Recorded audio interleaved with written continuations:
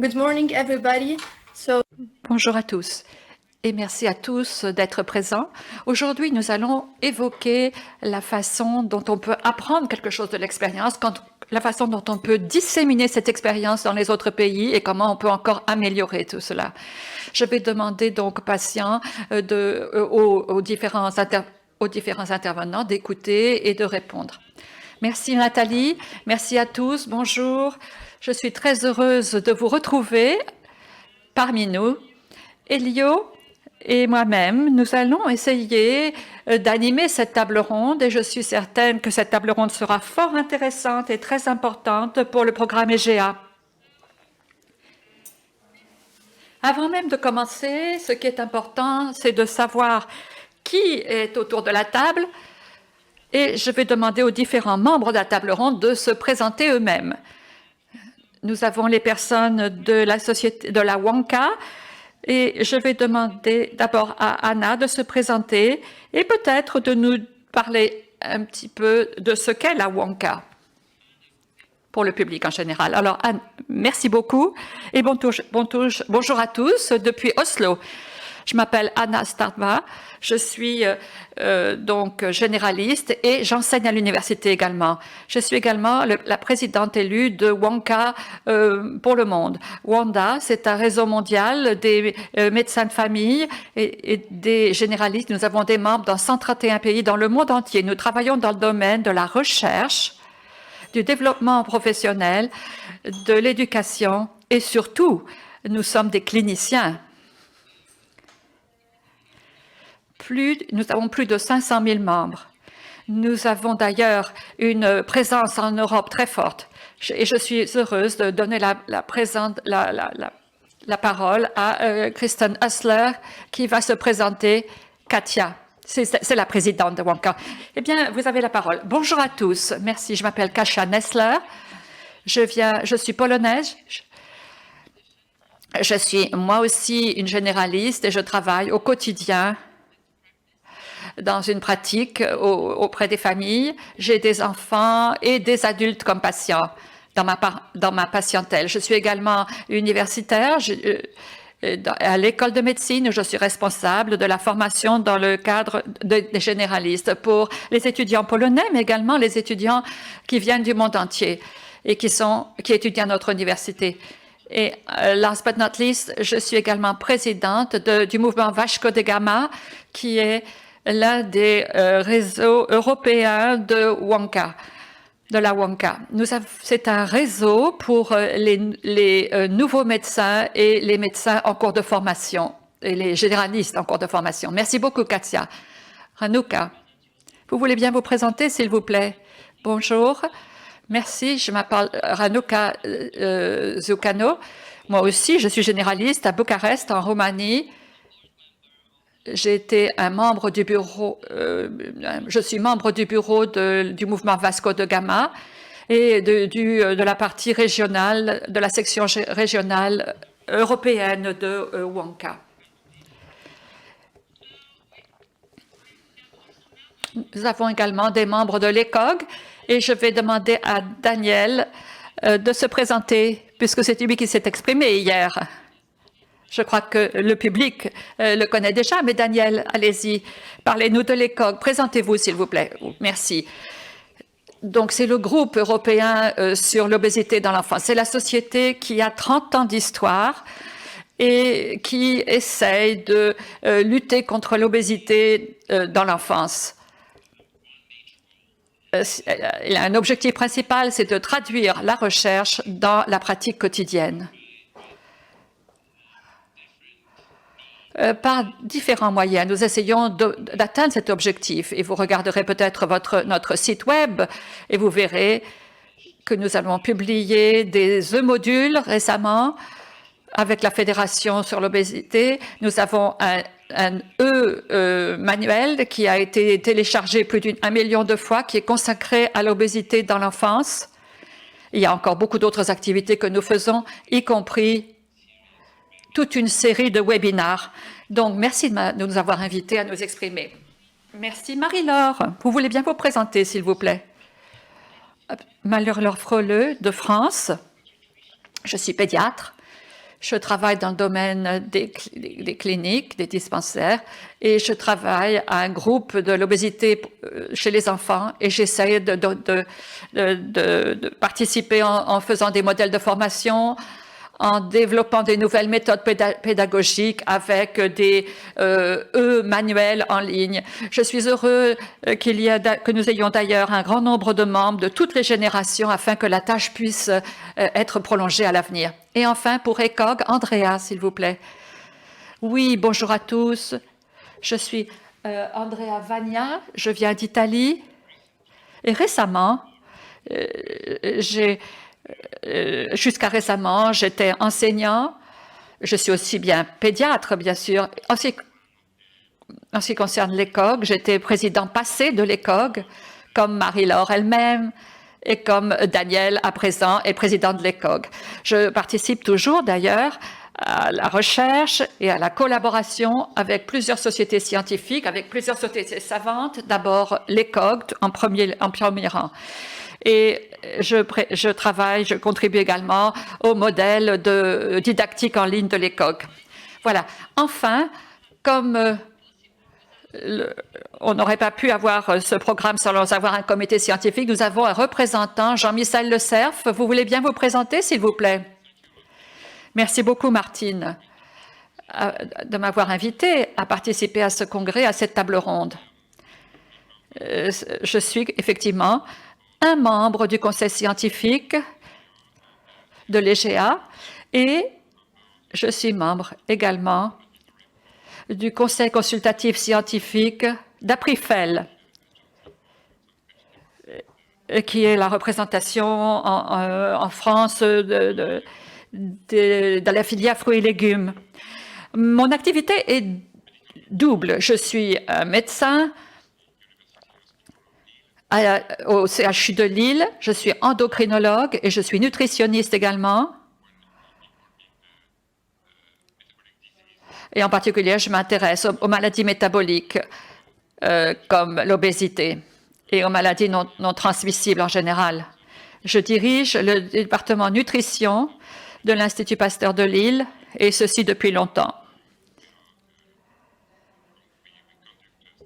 Et nous effectuons des études dans le domaine de la nutrition dans ce département. Je suis très intéressée par à essayer d'améliorer la santé de la population en général par le biais d'une consommation accrue de fruits et légumes. C'est une tâche difficile, mais j'espère que l'on va réussir. Merci de votre attention. Merci beaucoup, Jean-Michel. Alors, je vais vous expliquer donc au public. La table ronde consistera à savoir comment on peut tirer parti de l'expérience du programme. Hier après-midi, vous aurez eu des explications sur ce qui a déjà été effectué. On a une restitution du programme. Donc, on voudrait en apprendre de ce programme et ensuite comment disséminer les constatations, les bons résultats du programme. Donc, on va avoir des discussions, les personnes vont faire des présentations, mais on aimerait bien avoir votre retour par le biais du chat. La première question est une question d'ordre général posée aux membres de la table ronde. Ça concerne leur implication dans ce programme. Et je voudrais savoir, nous voulons tous savoir, quel a été leur degré d'engagement dans le programme et quel est le retour d'expérience qu'ils en tirent. Et on voudrait savoir si ce programme aura un impact sur leur pratique. Donc, ce sera vraiment très intéressant d'avoir le point de vue des différents membres là-dessus. Et de Wonka, nous avons demandé, puisque les généralistes sont très importants, c'est important de savoir ce qu'ils pensent du programme, comment ils l'intègrent dans leur pratique quotidienne. Je vais demander à Waluka de nous dire comment ça marche pour elle et ce qu'elle a fait dans le cadre du programme et ce que le programme a pu faire pour elle. Maluka. Merci beaucoup, Martine. Eh bien, Wonka participe à ce programme depuis le début. Depuis 2018, depuis la conférence EGA à Lyon, qui a d'ailleurs été une conférence très agréable.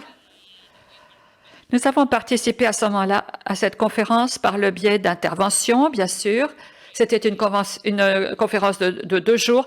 C'était une grande occasion de rencontrer des collègues qu'on ne rencontre jamais normalement. Même en tant que médecin, c'est important de rencontrer d'autres médecins, mais aussi d'autres professionnels de santé, les nutritionnistes et autres. Ça a soulevé ça nous a sensibilisés à la complexité de la nutrition et à la complexité des messages nutritionnels. En tant que généraliste, on parle souvent de l'importance de bien manger, d'un bon régime. On en parle à nos patients. Et alors, ils nous posent des questions. Ils nous demandent s'il faut prendre des compléments alimentaires pour se sentir mieux, pour améliorer leur santé, pour lutter contre les maladies, surtout à une époque de Covid. Alors, on leur dit oui, il faut manger plus de fruits et légumes et avoir participé. Et nous avons d'ailleurs dans notre pays une campagne manger 5 fruits et légumes par jour, mais tous les pays ne bénéficient pas de ce type de programme. Donc, c'était important de savoir de la part de nos collègues comment pouvoir faire passer ce message. Et quelles données mettre en avant, quelles recherches il faut considérer. Ensuite, nous avons participé, à la rédaction des fiches pratiques qui sont à nouveau très, très utiles dans notre pratique quotidienne. En tant que médecin, on a beaucoup de choses à apprendre sans arrêt. C'est une formation continue parce que la médecine évolue sans arrêt. La quantité d'informations double tous les 5 ans en la matière. Et donc, j'imagine que ça, c'était des chiffres d'il y a 5 ans. Et donc, j'imagine que maintenant, ça double avec un intervalle beaucoup plus court. Donc, il est important d'avoir accès à l'information et aux toutes dernières constatations de la recherche, comme dans le domaine de la nutrition en particulier.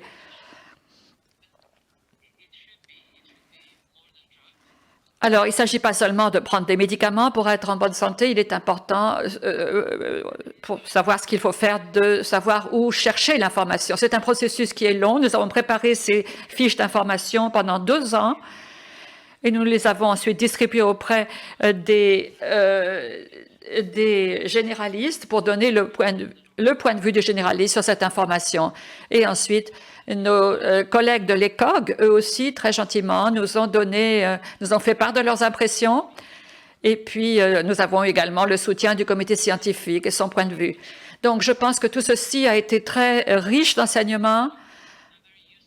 Et ça a été très utile et le projet en est rendu plus intéressant. Je peux le dire de mon point de vue, mais également depuis le point de vue de mes confrères, puisque nous avons distribué par une newsletter ce programme. Et si vous lisez davantage ces fiches d'information, on devient de plus en plus convaincu au fur et à mesure de l'importance de manger de plus de fruits et légumes pour la santé. Il y a beaucoup de mythes et de fausses idées qui sont répandues. Par exemple, dans le cadre du cancer, on nous dit il ne faut pas manger de sucre, il ne faut pas manger de fruits. Mais un grand nombre de patients maintenant eux-mêmes disposent de beaucoup d'informations grâce à l'Internet. Alors, ces fiches d'information étaient vraiment utiles pour la pratique. Donc, on les a imprimées, on a pu les montrer aux patients. Et maintenant, avec le COVID, il y a beaucoup de consultations en ligne que nous devons faire. Mais on peut donner des liens, des portails, on peut donner toute une documentation en ligne aux personnes. Et lorsqu'elles viennent, s'ils viennent évidemment au cabinet, on leur donne directement cette information dans le cabinet. Donc, c'est une bonne expérience, une expérience positive et nous sommes heureux d'y avoir participé. Comment est-ce que vous utilisez ces fiches pratiques dans la pratique? Est-ce que vous leur parlez de l'apport en légumes et ensuite vous leur donnez la fiche à la fin? Ou bien est-ce que vous lisez la fiche avec vos patients de concert? Comment vous l'utilisez? Eh bien, ça doit être un système personnalisé parce que le niveau d'information, le niveau d'intérêt diffère selon les patients. Nous sommes, en tant que généralistes, dans l'heureuse situation de bien connaître nos patients et de savoir ce qui marche véritablement. Donc, pour certains, je leur donne la fiche d'information Mais bien évidemment, il y a une fiche à l'intention, une fiche pratique à l'intention des généralistes qui n'est pas destinée au public. Pour d'autres patients, je leur donne de l'information. Et ensuite, je leur montre que c'est bien écrit sur la fiche pour montrer que ce n'est pas simplement mon avis, mais que cet avis est soutenu par toute la communauté scientifique, qui a un consensus là-dessus. Et que ce n'est pas seulement non plus la filière fruits et légumes qui est d'accord pour dire ça. Ça dépend du type de public que nous avons. Comme on l'a dit dans une des fiches, souvent nous n'avons pas suffisamment de temps pour nous exprimer aussi longtemps qu'on le voudrait sur la nutrition. Donc, c'est très important également d'avoir une bonne collaboration avec un nutritionniste et c'est important également que le système de santé inclue le thème important de soins de santé primaire et de santé nutritionnelle. Il est important de ne pas être limité par le fait de ne pas pouvoir se payer les services de nutritionniste. Alors, le feedback des collègues, est-ce que ça a amélioré, vos confrères plutôt, ça a amélioré leur confiance en eux pour parler de la nutrition? Vous avez ce type de retour? Oui, ça dépend, une fois de plus, parce que les généralistes sont la spécialité la plus représentée en médecine. On représente environ un tiers, peut-être même la moitié des spécialités en médecine dans un grand nombre de pays. Donc, tout le monde aura des intérêts différents. On a également des généralistes qui sont également nutritionnistes. Mais en règle générale, nos confrères ont été très satisfaits de ces fiches d'information. Ça nous donne rapidement accès à l'information. On n'est pas obligé d'aller chercher l'information en ligne nous-mêmes. Et puis, ce n'est pas simplement n'importe quelle information qui arrive par l'Internet. C'est quelque chose qui a le soutien de WONCA, de l'ECOG, du monde universitaire. Donc, c'est une information de qualité. Eh bien, merci. Eh bien, nous allons passer au point de vue du pédiatre. Et peut-être, Daniel, que vous pourrez répondre à cette question en ce qui concerne votre implication, l'utilisation que vous avez faite des fiches pratiques, s'il vous plaît. Eh bien, c'est très semblable à ce que Meluka vient de dire. Pour la WONCA, l'ECOG a contribué à la réunion de l'EGA à Lyon en 2018. C'était absolument extraordinaire ce congrès. C'était génial de pouvoir faire partie de ce congrès, d'être participant et de pouvoir prendre contact avec des personnes que normalement on n'aurait pas rencontrées dans notre milieu. Donc, ça a été un événement extrêmement important. À partir de là, nous avons nous aussi apporté notre contribution à ces fiches d'information, pas seulement par le biais de l'écriture, de la rédaction d'une communication scientifique comme les chercheurs, mais nous avons résumé l'information pertinente sur la base de preuves scientifiques à l'intention de nos confrères. Et je crois que tout ceci a été couronné de succès. Il y a encore, bien évidemment, des étapes à parcourir. En ce qui concerne la diffusion de l'information, la communication de l'information, alors là, je crois qu'on peut encore améliorer les choses. J'utilise personnellement ces fiches d'information avec d'autres informations dans ma propre université, dans ma propre unité, pour enseigner à mes collègues, à mes confrères. J'utilise ces fiches comme base didactique. Et là, c'est quelque chose dont nous pouvons être fiers, dont vous pouvez être fiers. Donc, il y a eu également une collaboration de différentes sociétés savantes, représentant différentes disciplines, différentes spécialités. Ça, c'est vraiment fructueux. Excellent. Et dans votre pratique, votre propre pratique ou la pratique des pédiatres, et peut-être qu'en tant que membre d'ECOG, vous pourrez répondre. Est-ce que dans la pratique, en fait, ces fiches d'information sont utilisées? Parce que Andrea et d'autres, vous êtes aussi très bien formés dans la nutrition, donc peut-être que ce n'est pas des fiches qui vous apprennent quelque chose. Est-ce que vous pensez que les personnes qui ont reçu ces fiches d'information, les confrères, ont été satisfaits ou est-ce qu'ils ont trouvé qu'il y avait des limites à ces fiches? Oui, comme vous le disiez, dans la pratique au quotidien, les fiches d'information résument ce que je fais déjà dans ma pratique quotidienne. Ça ne représente pas un énorme pas en avant. Néanmoins, ça c'est parce que la nutrition, c'est mon domaine d'expertise. Mais pour d'autres confrères, pour les jeunes médecins qui viennent de terminer leurs études médicales, ça a été très, très utile, comme Daniel l'a dit. Et puis, ça les sensibilise à l'importance de la nutrition. Et ça, c'est un point qui va être discuté tout à l'heure, probablement, avec la troisième question que vous avez, quand on va aborder la troisième question que vous avez émise au début. Très bien. Et Marie-Laure, vous voulez parler, Marie-Laure, de la pratique? Eh bien, moi aussi, je fais face à la même situation qu'Andrea et Daniel. Le problème que nous rencontrons en France, c'est bien évidemment, on est conscient que la nutrition est très importante, mais maintenant, il y a un nombre très faible de pédiatres qui travaillent en milieu hospitalier ou bien en ville, en médecine de ville. Et ça, c'est un problème. Et donc, on ne sait plus à qui envoyer l'information, car le nombre de pédiatres qui travaillent est très restreint maintenant. Nous avons donc aussi un moyen limité de transférer l'information. Et ça doit être amélioré dans le contexte français. De même, les pédiatriciens ne travaillent pas seulement dans le c'est surtout les généralistes et pas seulement les pédiatres qui s'occupent des jeunes enfants.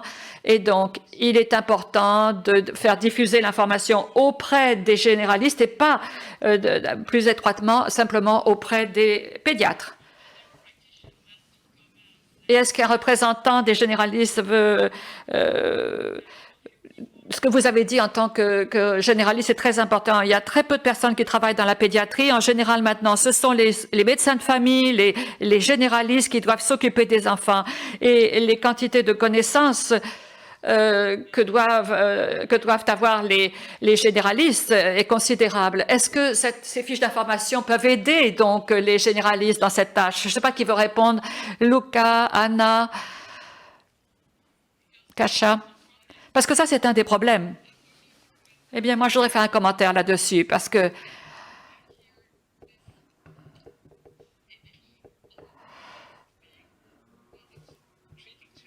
alors, traiter les enfants et entendre la voix des enfants, faire entendre la voix des enfants, ça devrait se faire par le biais des pédiatres. Nous couvrons en tant que généralistes tout l'éventail des âges, toutes les tranches d'âge. Et en plus, nous avons un avantage, c'est que nous connaissons la famille. Et donc, nous donnons des services de santé auprès de toute la communauté. Nous connaissons donc les circonstances familiales de tous les patients. Donc, je pense que nous sommes très bien placés pour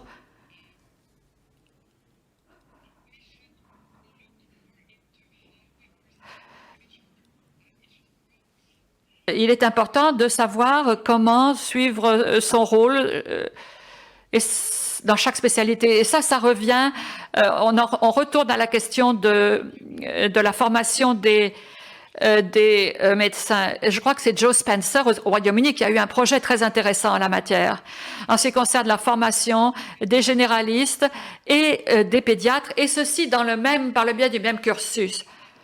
Faire venir les généralistes à l'hôpital et vice-versa. De cette façon, ils pourront développer une compréhension commune de la façon dont on peut faire passer le message.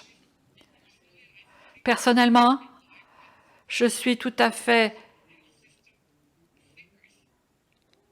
en ligne avec les penseurs de chacun des systèmes de santé. L'objectif, ce n'est pas que chaque enfant ait son pédiatre.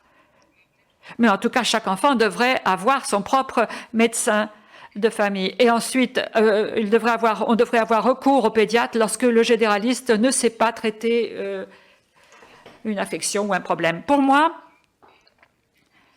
ceci doit renvoyer à une discussion plus large quant au rôle dévolu à chacune de ces spécialités et comment nous voyons le flux d'informations arriver dans nos communautés. Alors peut-être que c'est polémique, ça prête à controverse, mais en tout cas, je serais très heureux d'en reparler. Oui, je crois que ce que vous avez dit est très, très importante et ça fait partie de la deuxième question que l'on va aborder. Alors, nous avons les différents acteurs, nous avons les pédiatres, nous avons les généralistes, mais il y a également les infirmières, les diététiciens et diététiciennes, etc. Donc, il est important de parler de cet ensemble du paysage médical et à qui renvoyer les fiches d'information. Qu'est-ce que vous pensez de l'aide qui pourrait être donnée par les diététiciens et par les infirmières? Je sais qu'il y a beaucoup d'ailleurs de diététiciens et diététiciennes dans le public. Elles voudraient savoir quel serait leur rôle.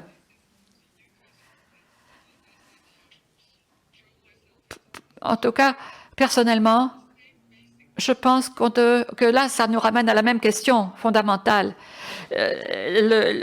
L'équipe soignante, même dans les soins de santé primaire, est très importante. Donc, il doit pouvoir être formé et travailler avec les mêmes valeurs. Et il faut avoir une vision unifiée de la façon dont les personnes apprennent. Plus on introduit de professionnels dans cette équipe de soins de santé, mieux c'est.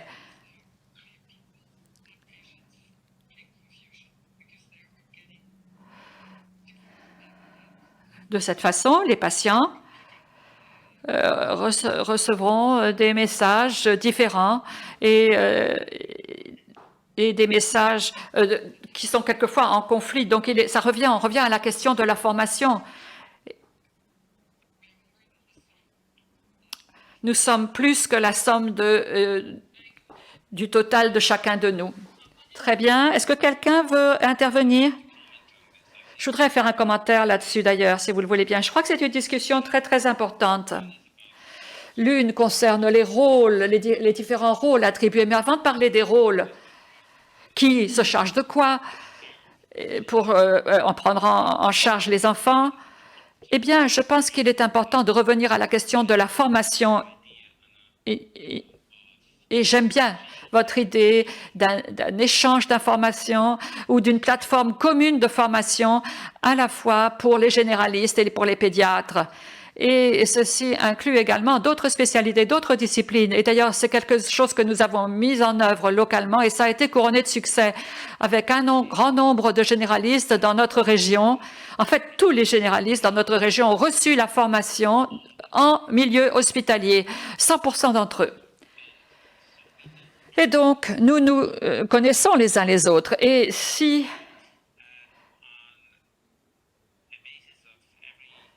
nous nous rencontrons de temps en temps, en tout cas 4 fois par an, à intervalles réguliers, et ceci pour des différents efforts de formation, avec différents contenus. Une des formations récentes concernait la nutrition à l'intention des enfants. Ça a été vraiment très utile. Et ce que l'on a fait, c'est utiliser les fichiers d'information développés ici avec d'autres matériels de support et on les a utilisés comme base. Donc, échange entre les membres de l'équipe, entre les généralistes et les pédiatres est vraiment très, très important, quelle que soit la situation existante dans les différents pays. OK. Je pense que beaucoup d'idées que nous venons de recueillir sur le futur du programme.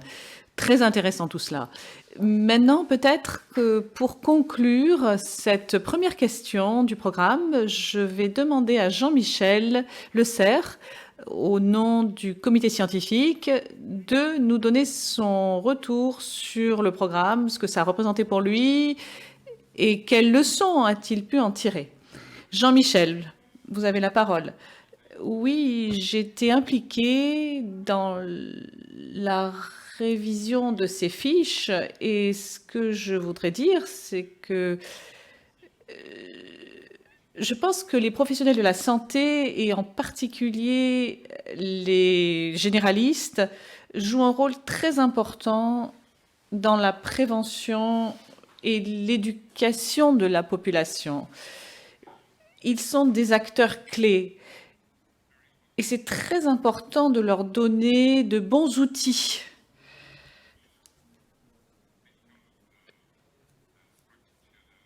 Les acteurs de la santé sont en difficulté sur le thème de la nutrition parce qu'ils reçoivent beaucoup d'informations, beaucoup de messages qui viennent des médias. Et c'est très difficile pour eux d'avoir les bonnes informations. Et dans ces fiches en particulier que je propose et que j'ai réalisées pour ce programme, c'est quelque chose d'important, ce sont des éléments importants, parce que tout d'abord, ce sont des conseils pratiques et des outils pratiques, parce que les docteurs n'ont pas le temps d'expliquer à leurs patients beaucoup de choses, mais la confiance que placent les patients en eux est très élevée.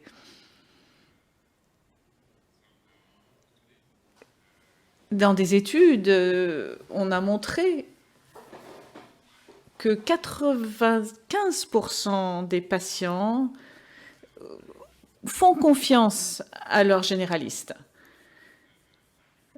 Donc quand le docteur va donner un conseil, c'est un conseil qui va s'avérer très efficace. Et donc je pense que ces fiches sont extrêmement utiles et ce qui est important, ce n'est pas de dire toujours aux patients d'améliorer, de manger plus de fruits, de leur consommation de fruits et de légumes ou d'améliorer leur nutrition, parce que tout le monde, là on en a entendu parler. Ce qui est très important, c'est d'expliquer pourquoi nous devons améliorer notre régime alimentaire et pourquoi nous devons augmenter notre apport de fruits et de légumes. Et dans ces fiches,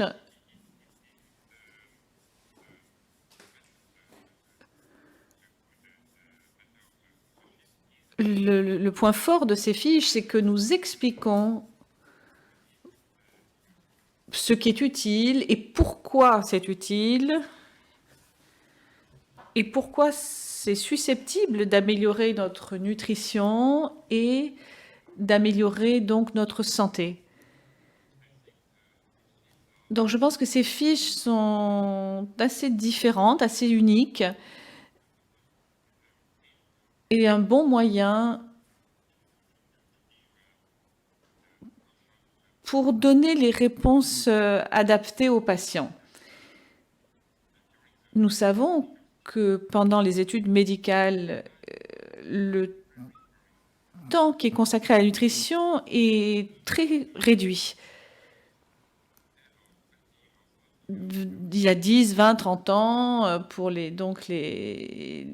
médecins de cette époque, on passait très peu de temps à étudier la nutrition. Et je pense qu'avec ces fiches, donc, on donne de bonnes informations et surtout, on donne une information générale. Parce qu'on ne mange pas que des fruits et des légumes. Il suffit également de parler d'autres types d'aliments. Et l'approche, donc, est plus globale et assez réaliste.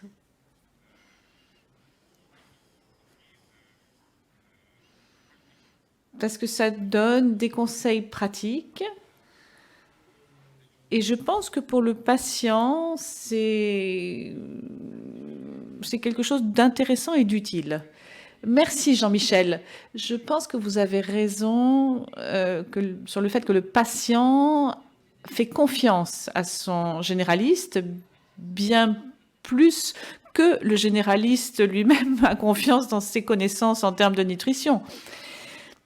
Et c'est pour ça d'ailleurs que dans l'éducation primaire, on parle très peu de nutrition en France.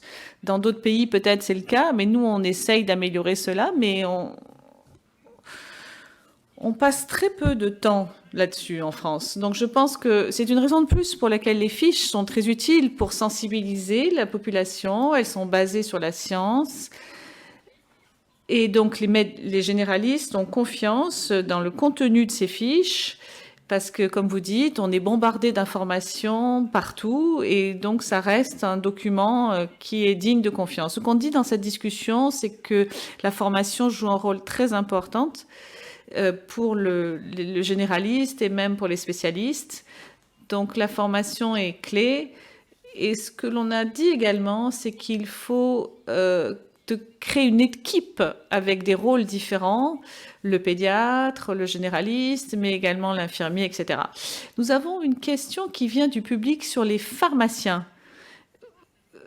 Quel est le rôle des pharmaciens? C'est une question qui est également très importante pour promouvoir le bon message scientifique.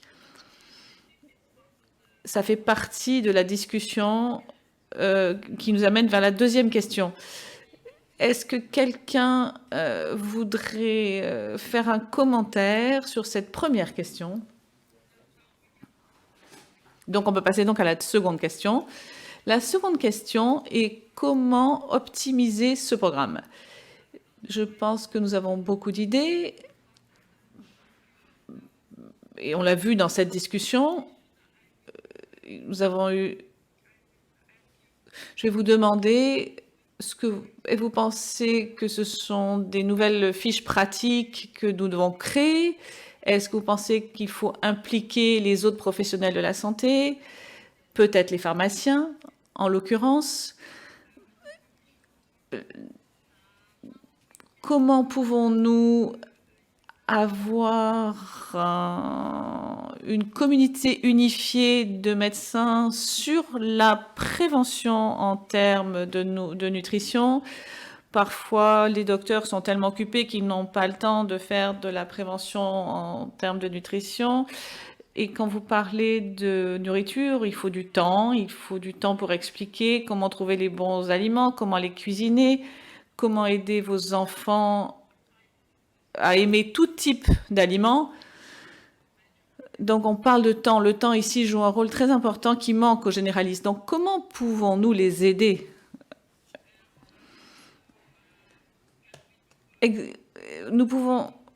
Comment pouvons-nous également améliorer les programmes de formation dans la médecine, dans les études de médecine?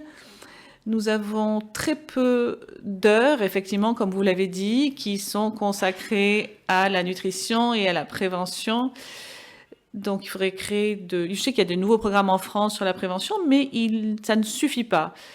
Il faudrait qu'on arrive à ajouter d'autres formations sur peut-être d'autres supports de communication et avec d'autres partenaires. Donc, beaucoup de questions sont posées là. Comment continuer ce programme et comment l'améliorer? Nous avons besoin d'avoir votre retour là-dessus.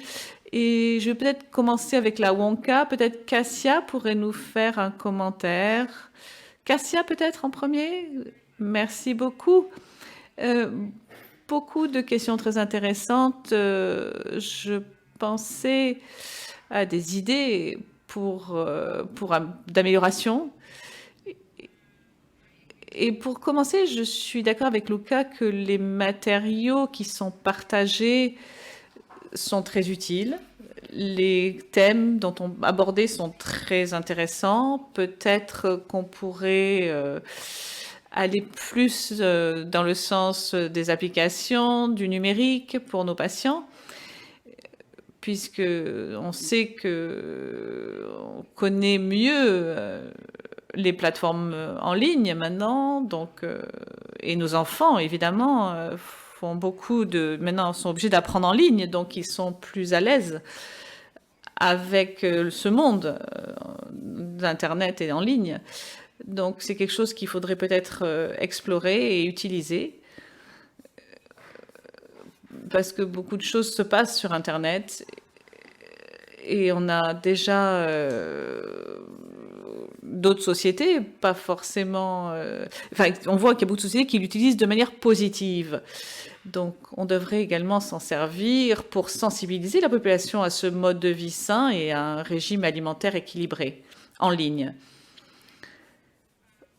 Mon autre proposition serait de traduire certaines parties de ces formations dans d'autres langues, parce qu'ici en Pologne, par exemple, pas tous nos patients ne vont comprendre l'anglais ou le français. Et si on pouvait peut-être avoir des matériaux à leur communiquer qui soient en polonais, ça serait plus efficace. Il ne s'agit pas seulement de patients, mais aussi des infirmiers qui ne sont pas tous bilingues, malheureusement, avec l'anglais en Pologne. Donc certains de ces documents sont très intéressants, mais ils ne peuvent pas être utilisés directement chez nous tous les jours en Pologne. Et je pense que ça ne concerne sûrement pas que la Pologne, mais qu'il y a d'autres pays en Europe qui ont les mêmes problèmes. Donc évidemment, il faut promouvoir ces matériaux, ces supports. Il faut faire des sites web. Les photos sont très bien sur ce site. Ça attire le regard et c'est très vendeur. Pour influencer nos patients et pour sensibiliser nos patients, pas seulement consciemment, mais également de manière subconsciente. Si vous voyez des pommes et des oranges partout, inconsciemment, vous allez avoir envie d'en manger. Et ça fonctionne de la même manière pour les enfants. Donc, si on pouvait avoir des posters dans nos cliniques ou dans nos cours en ligne, ça serait pas mal aussi, en ciblant évidemment d'autres. Pour ce qui est de cibler d'autres professionnels, je suis tout à fait d'accord. Si on ne travaille pas en équipe, ça ne marchera pas. Nous avons une responsabilité commune, un objectif commun. Nos infirmiers, nos nutritionnistes, nos étudiants en médecine et tous ceux qui sont dans votre équipe et dans votre pratique devraient partager la même stratégie. Et c'est la même stratégie qu'on va présenter aux patients. Je pense qu'ici, nous avons des problèmes avec les pharmaciens parce que ce qu'ils font surtout, c'est qu'ils proposent des compléments alimentaires. Nous sommes en Pologne un des pays qui consomme le plus de compléments alimentaires en Europe. Et ça ne va pas être facile d'y arriver, mais il faut faire plus de sensibilisation. Et cela changerait probablement l'attitude en Pologne si on arrivait à convaincre nos pharmaciens de changer leur stratégie là-dessus. Parce que la plupart du temps, ils encouragent les patients à acheter des comprimés, des vitamines, plutôt que de manger un fruit.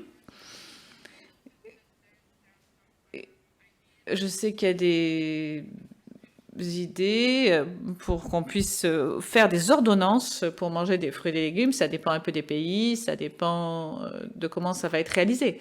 Mais peut-être dans mon pays, ça pourrait fonctionner. Pourquoi? Parce que les gens adorent avoir une ordonnance. Ils pensent que si on leur donne une ordonnance, ça veut dire que vous leur avez écrit quelque chose qui est important. Et le plus important, c'est les fruits et les légumes. Donc, je serais contente vous avez une fiche, vous avez une ordonnance, vous le ramenez chez vous, vous dites voilà, c'est ce que mon docteur m'a conseillé de faire. Et peut-être le faire de manière ludique, d'avoir leur donner une fiche qu'ils ramènent chez eux et auquel ils vont réfléchir plutôt que d'aller tout simplement acheter un complément alimentaire. Comment réunir la communauté des médecins et l'unifier? Nous, en tant que généralistes, nous sommes responsables de la prévention de la santé. Nous devons trouver du temps pour le faire. Ce n'est pas toujours facile et je sais que de nombreux docteurs ont du mal à y arriver. Mais nous pouvons avoir des stratégistes ici. Nous n'avons pas assez de nutritionnistes, mais nous sommes quand même, nous avons l'espoir. Nous travaillons très étroitement avec les étudiants en médecine. Ils ont besoin de plus de temps avec les patients. Et grâce aux étudiants, nous avons mis en place des groupes de travail pour les patients, qui leur donnent l'occasion de discuter d'un régime équilibré, des conseils. On le fait même en ligne maintenant. Et je pense que c'est quelque chose que l'on devrait utiliser et de créer une société en ligne sur Internet qui va donc pouvoir discuter de ce régime alimentaire sain et de le mettre en avant. Je voulais également vous donner un point de vue, d'un point de vue de mes patients qui sont des enfants. Ils adorent tout à l'école, tout ce qui est ludique et qui est attrayant. Ça serait par exemple, on va faire le jour de la pomme, ou la semaine de la pomme, ou la semaine du légume. Comme ça, on va discuter de tout ça. On va peut-être montrer des recettes de cuisine. Comment on peut utiliser ce fruit ou ce légume. Il faudrait peut-être réfléchir également à une présentation sur Facebook ou sur d'autres réseaux sociaux. Comme ça, tout le monde pourrait mettre en avant ce fruit ou ce légume sur les réseaux sociaux. Parce que tout le monde apprend beaucoup des réseaux sociaux, même s'il y a des fake news. Mais notre public et nos patients, pour eux, je pense qu'on devrait mettre en place cette plateforme et être peut-être plus attrayant dans notre manière de présenter les choses. Oui, je pense que les universités devraient participer, ça c'est certain. Nous avons des programmes obligatoires pour nos étudiants, des cours qui sont obligatoires s'ils veulent être généralistes ou qu'ils doivent suivre.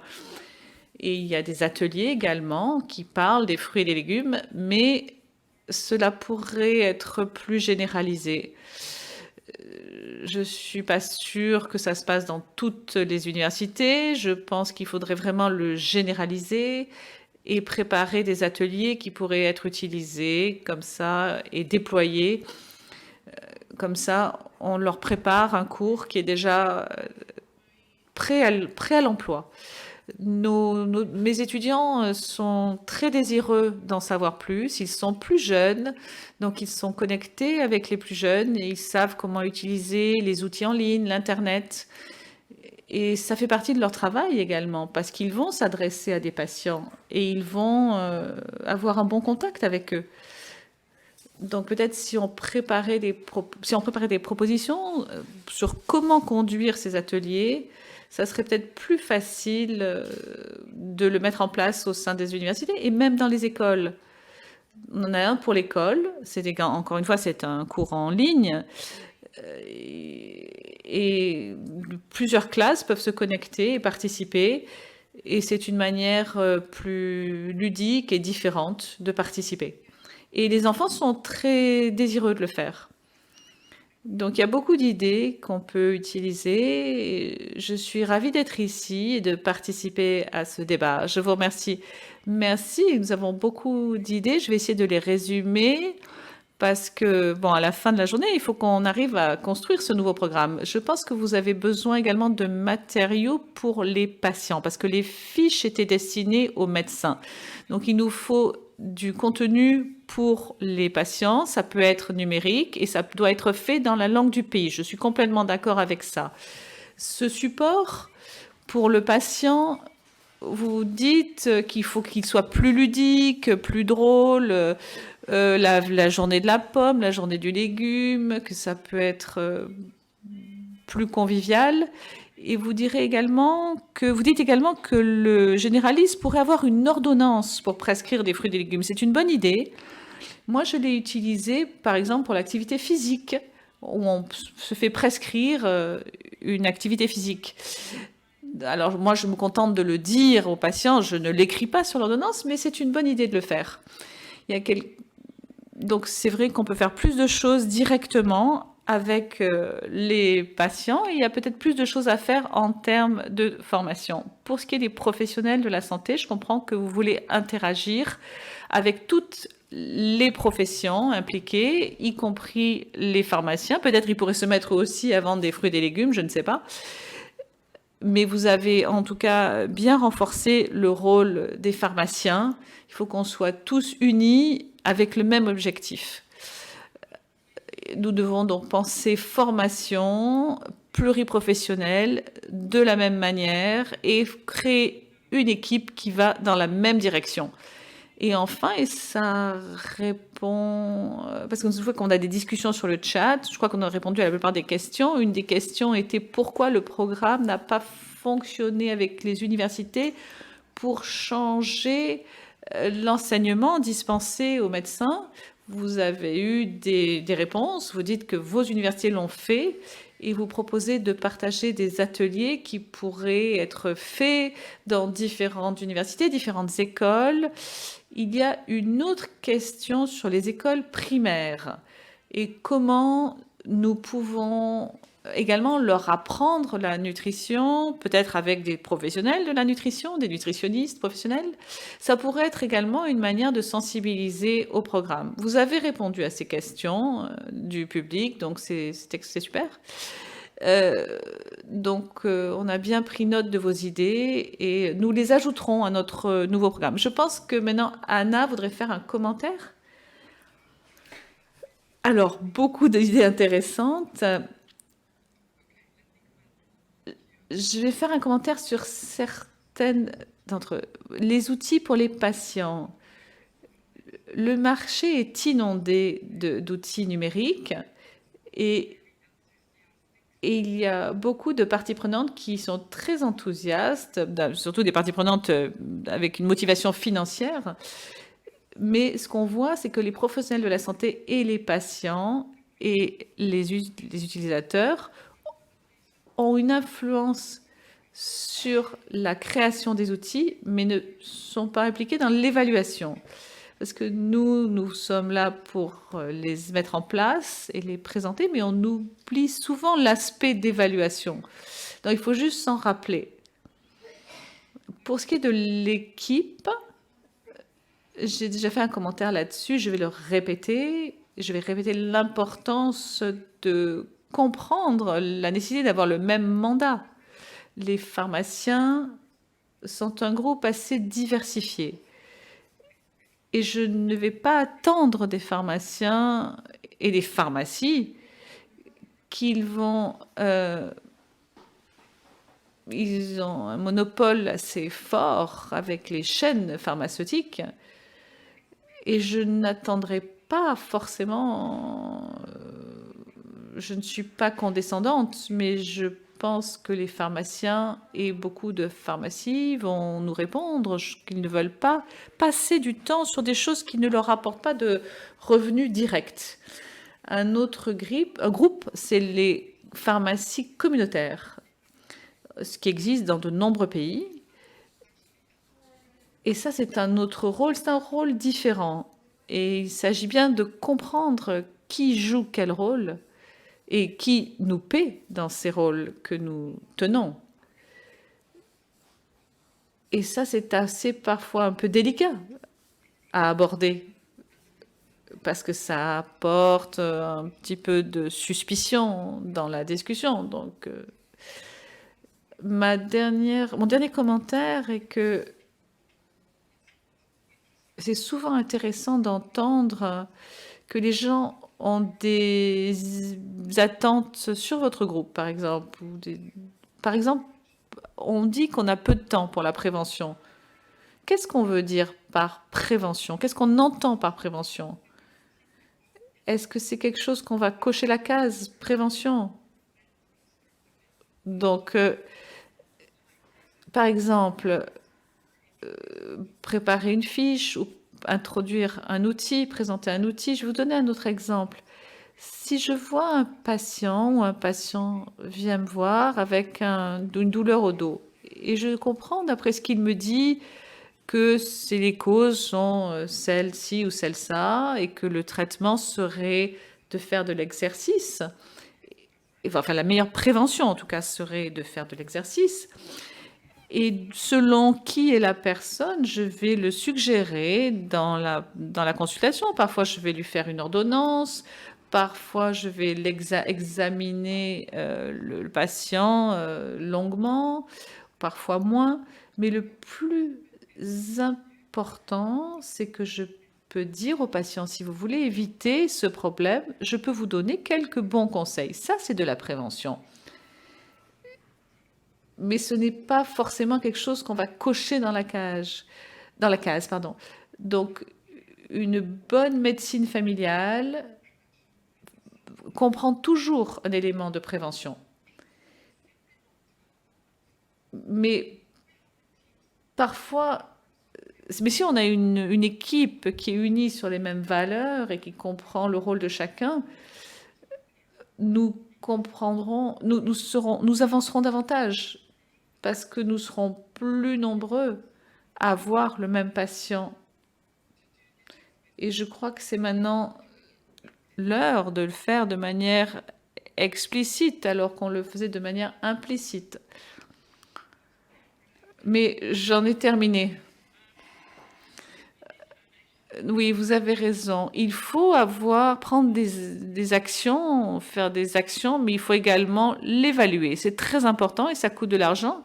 Mais si on n'arrive pas à mesurer le résultat de ce que l'on fait, c'est une perte de temps et d'énergie. Donc c'est quelque chose que nous devons intégrer dans notre programme. Vous avez parfaitement raison. Pour ce qui est de l'ordonnance, je vais peut-être y revenir plus tard. Non, allez-y. Okay. Oui, allez-y maintenant. On a fait ça en Norvège il y a 25 ans. C'était présenté comme une ordonnance verte. Et même, on a même donné on a encouragé les généralistes à prescrire cette ordonnance avec de l'exercice physique. Mais c'est resté sous forme de formulaire. Ça n'a jamais été traduit dans la pratique. Parce qu'il n'y avait pas de motivation financière, et c'est malheureusement comme ça que les choses fonctionnent. Si vous mettez des encouragements à la clé, et c'est lié à ce que je venais de dire, comment ces choses se passent. Je pense pas que c'est de l'information qui nous manque ou des renseignements qui nous manquent, mais c'est plutôt les compétences pédagogiques. Comment s'y prendre? Je n'ai vu personne qui venait avec cette ordonnance. Parce que si vous demandez aux gens de changer la nourriture et leurs habitudes alimentaires, ça relève de leur identité. Donc, demander aux gens de changer de comportement pour des raisons de santé, s'ils ne sont pas réellement malades.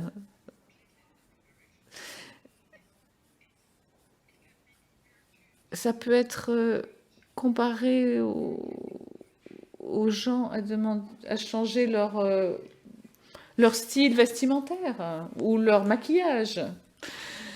Si vous n'avez jamais utilisé de lipstick, de rouge à lèvres ou de mascara, ils vont demander de leur en mettre, ça va complètement changer leur vie. Donc il s'agit de comprendre comment, pas viser ou pas cibler, mais atteindre, trouver un moyen de toucher la famille sur un niveau émotionnel et les exciter, rendre enclins et désireux de faire ce que vous leur conseillez. Donc on se demande pourquoi les gens ne respectent pas nos conseils, pourquoi les docteurs même ne respectent pas. Et ça, c'est les raisons que l'on doit étudier. Donc, merci beaucoup, Anna. On rajoute dans la formation des professionnels les talents pédagogiques, c'est évident. Et maintenant, nous en venons maintenant aux pédiatres et à la réponse à la question posée par le public pour savoir s'il y a des outils particuliers ou bien des informations, des fiches d'information à destination des enfants. Oui, je crois qu'on a des fiches à l'intention des pédiatres, mais il faut aussi des outils à l'intention des enfants. Donc, Marie-Laure, je peux vous donner la parole pour que vous répondiez aux différentes questions. Comment optimiser le programme maintenant avec le point de vue du pédiatre? Si vous le permettez, je vais laisser Andrea commencer parce qu'on avait décidé que c'était lui qui allait introduire le sujet. Sans problème. Andrea, allez-y. Très bien. Alors, permettez-moi de dire d'abord que je suis entièrement d'accord avec les idées exposées par les membres de la WONCA. Totalement d'accord avec ça. Je souscris à tout ce qu'ils ont dit. En ce qui concerne l'implication dans ce processus des pharmaciens, je suis d'accord avec ce qu'ils ont dit. Ma connaissance, je vais apporter à ce qu'ils ont dit ma connaissance de ce qui se passe dans le sud de l'Europe, région du monde que je connais un petit peu mieux que les régions du nord de l'Europe. Alors, je vais m'exprimer pour la Grèce, l'Italie, l'Espagne, le Portugal. La situation est la même que ce qui a déjà été décrit, c'est-à-dire que les pharmaciens veulent avoir une source de recettes, ils veulent avoir un avantage économique à leurs actions. Ils ne s'intéressent pas véritablement à la promotion d'aliments sains, parce qu'ils ne peuvent pas la vendre directement, cette alimentation saine. Je vais plaisanter un petit peu là-dessus. C'est un petit peu quand on demande à un vendeur de voitures de faire la promotion des chaussures pour la marche. En général, ils ne le font pas. Ce n'est pas leur mission dans la vie. En ce qui concerne les fiches d'information, une fois de plus, je suis tout à fait d'accord. Je suis entièrement d'accord qu'on a besoin de fiches à l'intention des patients et à l'intention des enfants en particulier. Dans notre cas, en tant que pédiatre, c'est important, surtout pour les familles. Oui, les messages digitaux, les messages par le numérique et les réseaux sociaux sont importants.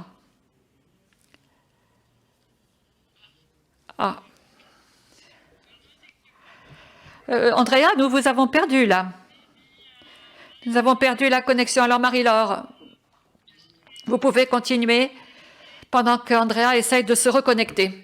Oui, absolument, je suis entièrement d'accord avec ce qu'a dit Andrea. Mon point de vue est le suivant. Je suis frappée par le fait qu'un grand nombre de personnes qui essayent de découvrir l'information nutritionnelle se heurtent à une information qui est divisée, qui est fragmentée. Par exemple, l'importance des produits laitiers ou des légumes ou de tel ou tel autre aliment.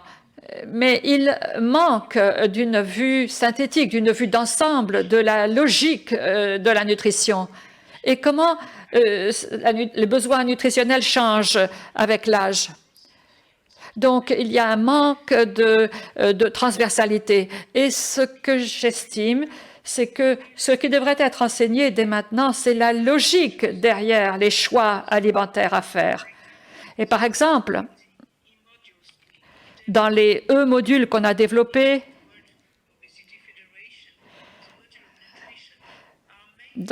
pour le module nutrition, notre focus principal était de donner aux personnes les clés pour réfléchir, les clés de pensée. Et donc souvent, les gens pouvaient partir d'un problème nutritionnel apparent ou d'un problème médical apparent et de voir ensuite si le problème pouvait être traité par la nutrition ou au contraire en faisant appel à d'autres domaines de la médecine. Alors, le problème, dès le départ, n'est pas très bien réglé. Ma proposition serait donc d'améliorer les outils qui sont déjà disponibles, et pour privilégier, si possible, l'enseignement en présentiel. Parce que de toute façon, c'est plus chaleureux, c'est mieux. Mais bien évidemment, on peut avoir recours également aux outils du numérique pour sensibiliser les personnes.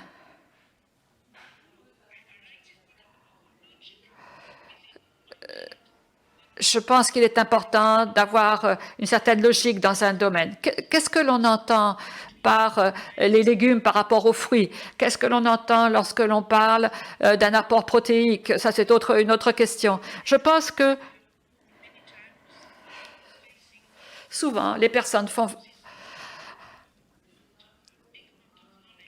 à cause des quantités considérables d'informations, les gens se heurtent à deux types de problèmes. Premièrement, il y a souvent des réponses binaires. Soit vous êtes pour, soit vous êtes contre quelque chose.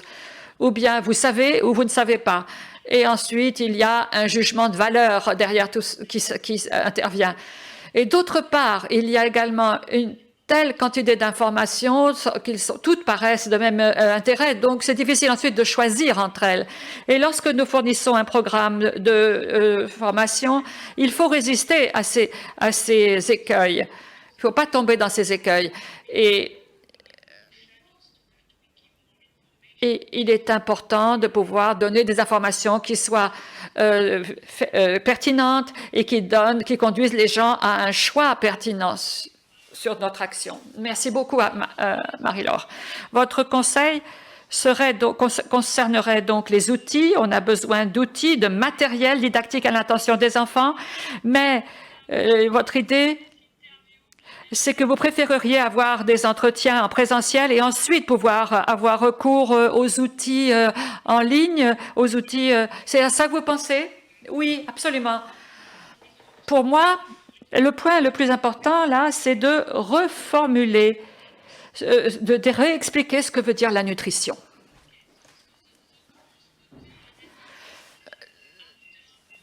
Donc, les outils pourraient être complémentaires à l'entretien en tête-à-tête avec le patient. Oui, absolument. Je crois qu'Andrea est revenue en ligne. Oui, absolument. Je m'excuse, j'ai eu des problèmes de communication.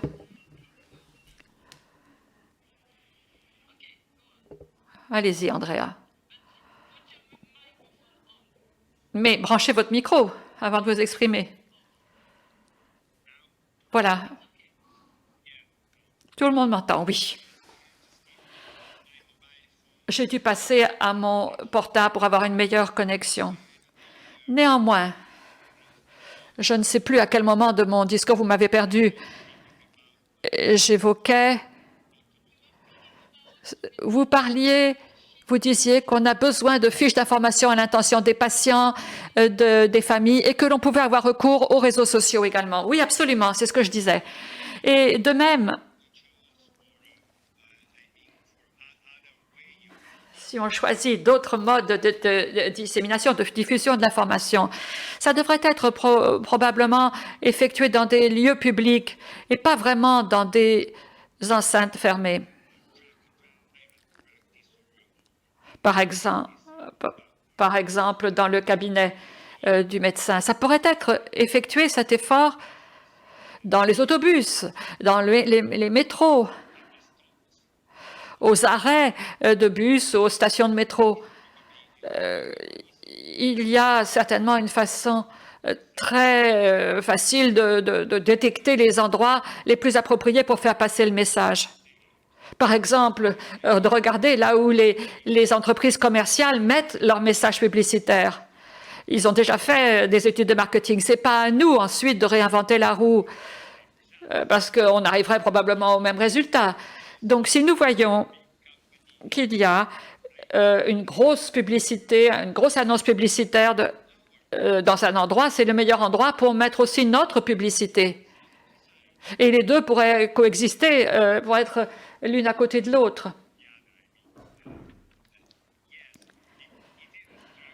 Oui, c'est difficile, mais ce n'est pas comme aux États-Unis. Ce n'est pas aussi dur qu'aux États-Unis. Alors, il y a déjà beaucoup de choses qui ont été dites en ce qui concerne la participation à cet effort de nos professionnels de santé. Moi, je suggère, je propose que les professionnels de la santé dans ce domaine sont organisés de façon différente dans notre région. Chaque pays dispose de son propre système d'organisation des soins de santé. Donc, par exemple, nous, en Italie, il y a un personnage professionnel qui a une position unique, c'est le pédiatre. Chaque enfant, depuis la naissance jusqu'à un âge qui peut aller de 6 ans à 14 ans, dispose de son ou sa propre pédiatre. Alors, ce que font les généralistes dans les autres pays, en Italie, c'est fait par le biais des pédiatres. Alors, beaucoup de pédiatres en Italie? Oui, absolument, c'est le cas. Beaucoup. Oui, c'est différent de la situation ailleurs en Europe, absolument. Je crois qu'au total, nous sommes quelques 600 000 pédiatres dans toute l'Italie, et même un peu plus. Donc, un contingent important. Et le pédiatre joue un rôle important dans la vie de l'enfant et dans la vie de la famille. Mais, comme Luca le disait, il est important de sensibiliser les médecins aux questions de la nutrition, que ce soit des généralistes ou des pédiatres, ce n'est pas important. Ils disposent des connaissances, mais ils ne savent pas comment enseigner. Donc, une fois de plus, la pédagogie, les compétences pédagogiques doivent être améliorées. Et ils doivent être conscients du fait que lorsqu'ils s'expriment, lorsqu'ils parlent d'une alimentation saine, d'un mode de vie sain, en fait, c'est comme s'ils rédigeaient une prescription, une ordonnance. S'ils n'en sont pas conscients, à ce moment-là, ce n'est pas possible de faire passer le message auprès des enfants et de la famille. Parce que ça revient à des conseils que l'oncle de la famille pourrait dire, et pas seulement ce que le médecin dit. Donc, la meilleure façon, la façon la plus simple d'arriver à un style de santé, à un mode de vie sain, ça passe par ce message. Alors, je n'ai pas pu entendre tout ce qu'a dit Marie-Laure, mais nous avions une discussion entre nous avant cette table ronde. Je crois qu'elle a probablement tout couvert, les différents points que nous avions soulevés ensemble.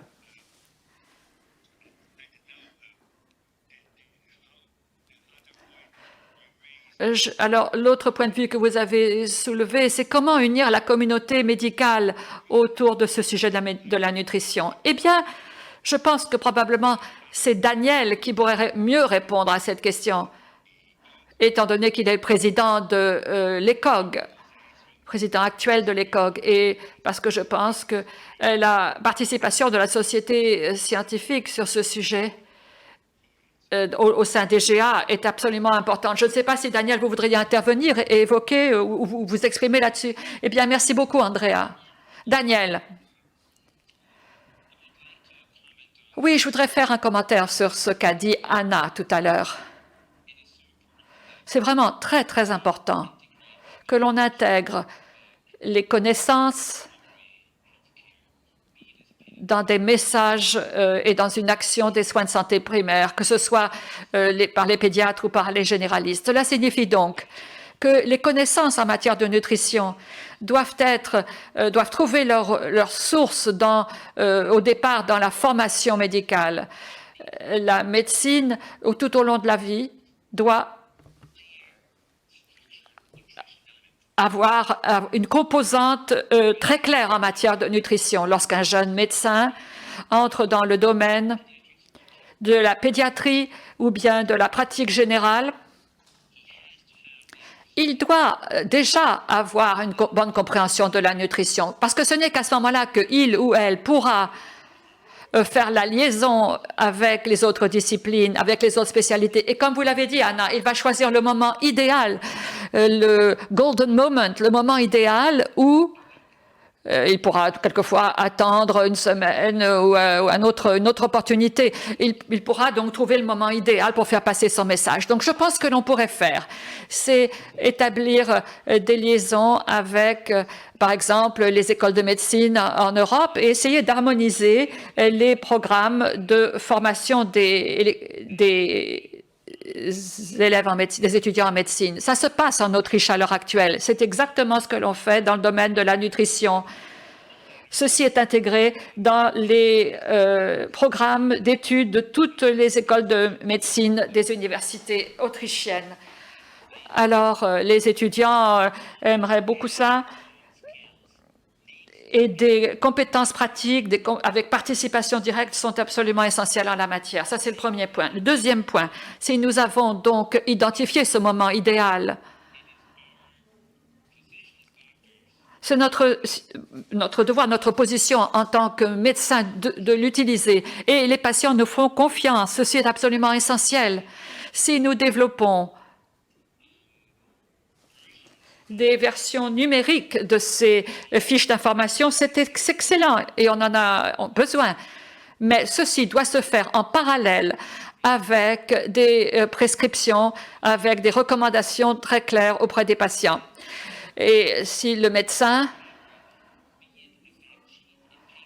donne aux patients une fiche d'information ou bien s'il a quelque chose concernant les conseils nutritionnels sur son site web, ça aura un impact considérable. Et ce ne sera pas simplement un message donné sur Facebook par quelqu'un d'autre, mais la conjugaison des conseils donnés par le médecin, basés sur une information scientifique solide, avec une boîte à outils qui est là pour répondre aux questions en 5 minutes. 5 minutes, par exemple, pour les enfants d'âge préscolaire, 5 minutes à l'intention des enfants qui sont au primaire, 5 minutes pour les enfants qui sont au secondaire, etc. Ça, c'est important. Et nous avons perdu l'orateur. Daniel, nous vous avons perdu.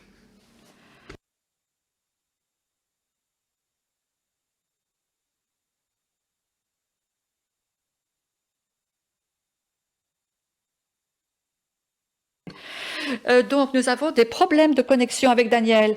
Nous l'avons perdu. On va passer à Jean-Michel, peut-être, qui va représenter le comité scientifique. Oui, merci beaucoup, Martine.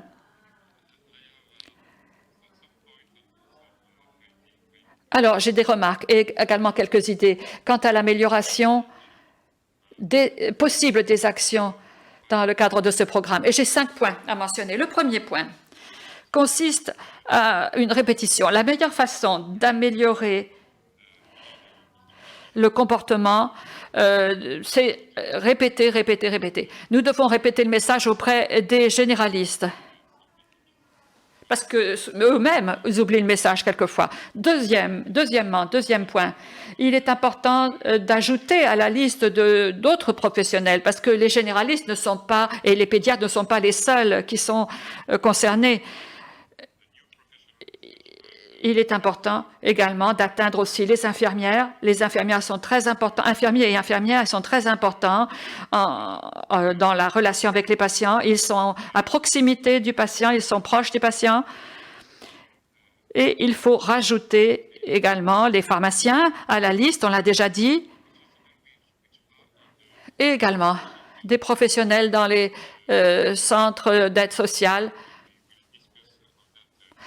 On évoquera cette question tout à l'heure, probablement. Mais les populations des classes socio-économiques défavorisées ont des difficultés en matière de nutrition. Il est important également d'ajouter à la liste de nouvelles professions comme les laboratoires pharmaceutiques qui peuvent également distribuer des fiches d'information. Il est important également de disposer de nouveaux outils de communication, comportant des petits modules de formation par le biais de vidéos qui sont faciles à regarder et qui ont une utilisation didactique. Des petits modules de formation par vidéo, je pense que ce serait utile pour beaucoup. Troisième point, tertio. Il serait important de cibler un nouveau public. Lorsque vous regardez la patientèle d'un généraliste, c'est principalement des personnes âgées. Lorsque vous regardez la consommation des fruits et légumes dans cette tranche d'âge, c'est en fait les personnes âgées qui sont les plus grands consommateurs de fruits et légumes. En France, nous savons que chez les jeunes, parmi les étudiants, les élèves, la consommation de fruits et légumes est très faible. Donc, il est important de distinguer un nouveau public cible pour avoir une action dans le cadre des universités, dans le cadre des écoles, etc. Car les jeunes ont une faible consommation, un faible apport en fruits et légumes. Mais là, je vais faire preuve de prudence en ce qui concerne la matière de faire cet effort didactique. Je pense que maintenant, car je dispose d'une bonne expérience dans le domaine éducatif et dans le domaine de la nutrition, je pense que l'éducation à la nutrition n'est pas très bonne.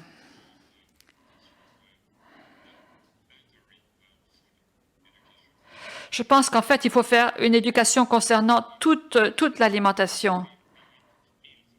Nous ne mangeons pas que des aliments, nous mangeons des repas. Et je pense que c'est vraiment très important de rester proche des besoins de la population. Par exemple, dans les écoles, ce serait utile d'avoir des séances de cuisine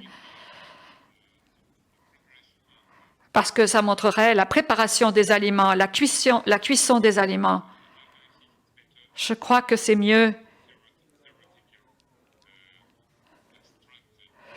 Ce serait mieux d'avoir cette approche pratique plutôt que des connaissances purement théoriques. Ça, c'est le troisième point. Quatrièmement, il est important d'améliorer les messages. Le message doit toujours être positif et non pas négatif. Il y a trop de communication négative dans le domaine de la nutrition, avec des peurs, des craintes qui sont exprimées. L'une des difficultés, en ce qui concerne les fruits et légumes, c'est que la population pense qu'il y a beaucoup de pesticides dans les fruits et légumes. Mais ce n'est pas vrai. Les teneurs en pesticides sont infimes et il y a une très grande sécurité alimentaire lorsqu'on mange des fruits et légumes. Mais c'est toujours les idées négatives qui sont imparties et qui restent dans la tête des gens. Donc on doit améliorer les connaissances là-dessus. Ensuite, il faut avoir des messages qui sont mieux adaptés aux habitudes alimentaires spécifiques et en particulier en matière de consommation des légumes, parce que ce n'est pas quelque chose qui est partout uniforme en Europe. Et donc, les fiches d'information, les fiches techniques pourraient être mieux adaptées aux habitudes alimentaires spécifiques et à la consommation spécifique de légumes. Ensuite, il devrait y avoir, comme je l'ai dit, une formation à la préparation des légumes, à la cuisson des légumes. Beaucoup de personnes ne savent pas vraiment comment préparer des légumes et ce qu'on doit faire avec les légumes. Ils ont des légumes à la cuisine, mais comment les utiliser? Donc, il faut faire preuve d'esprit pratique. Cinquième point, et le dernier, il faut prendre en compte de façon croissante d'autres facteurs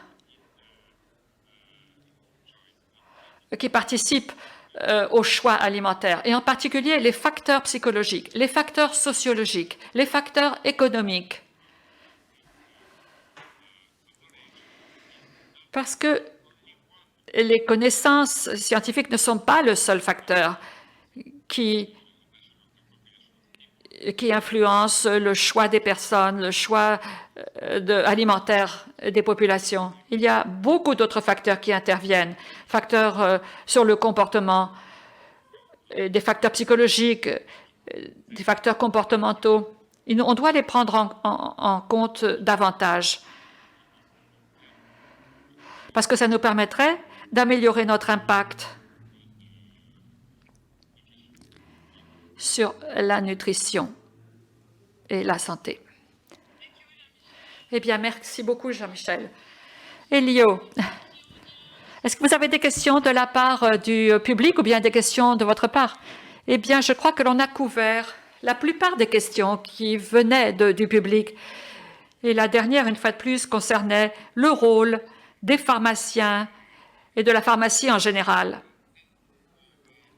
Et grâce à l'aide de Nathalie et de nos collègues, je voudrais vous montrer une diapo.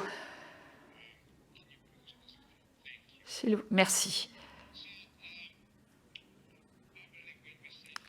Bien évidemment, lorsqu'on évoque le mot pharmacie,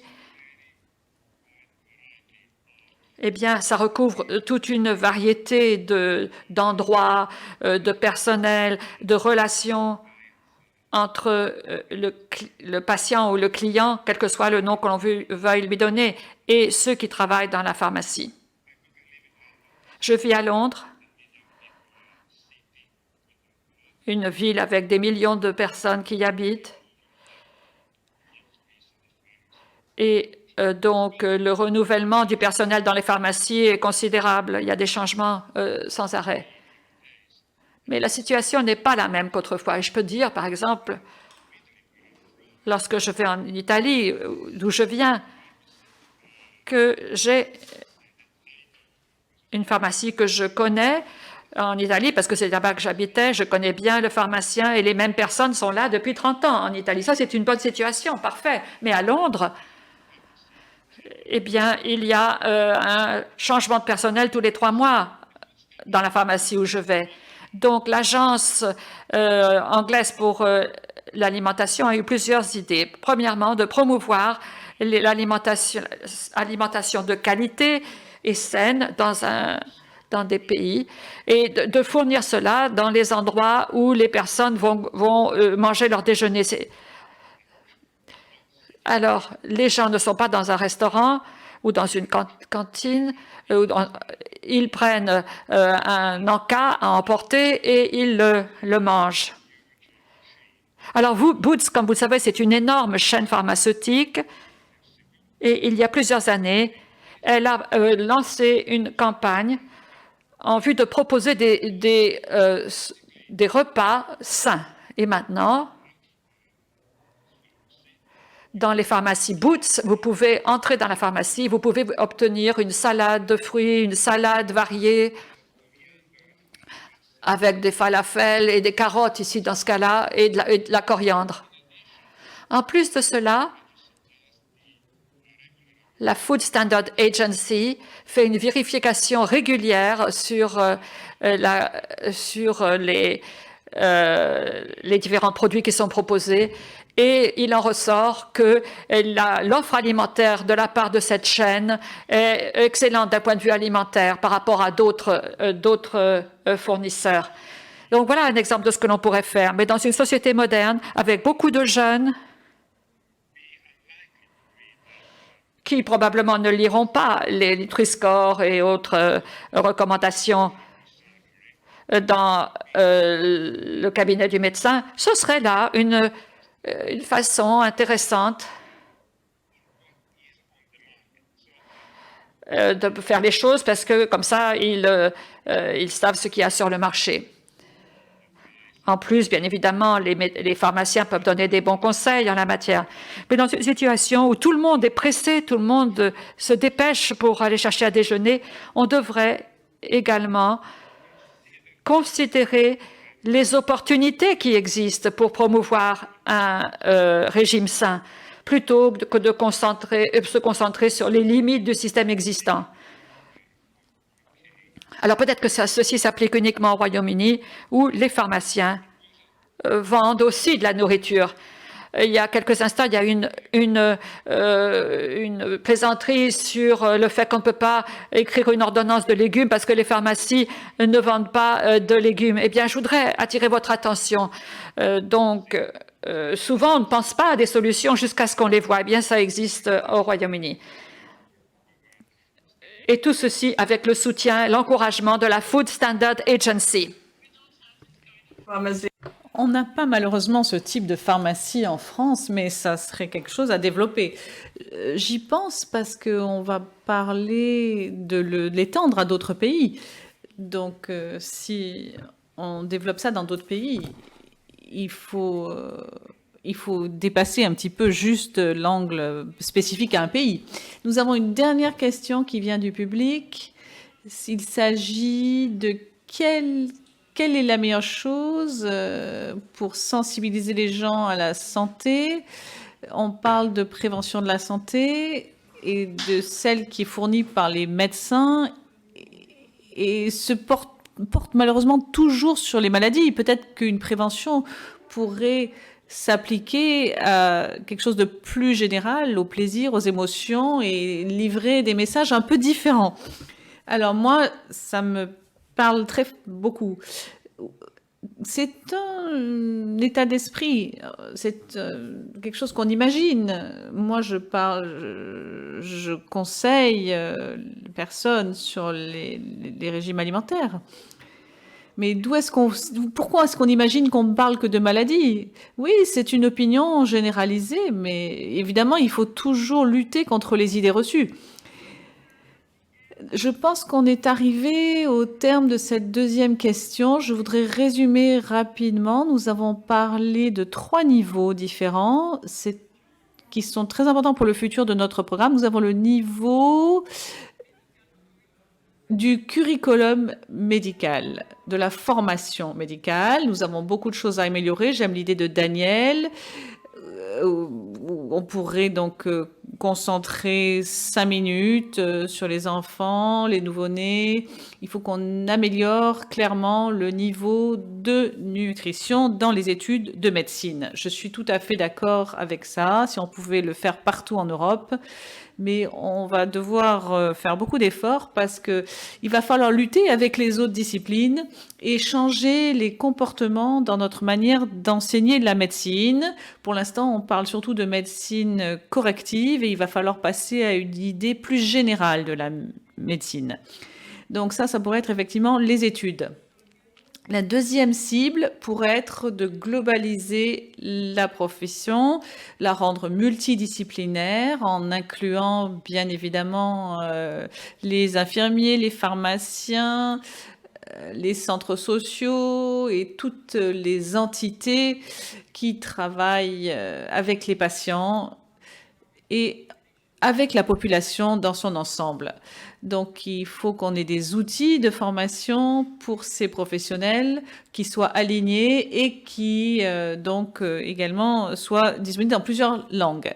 Enfin, pour les patients ou pour la population dans son ensemble, et là, nous avons différentes cibles, comme Jean-Michel l'a dit, nous devons non seulement se concentrer sur les personnes âgées, mais sur les nouvelles générations également.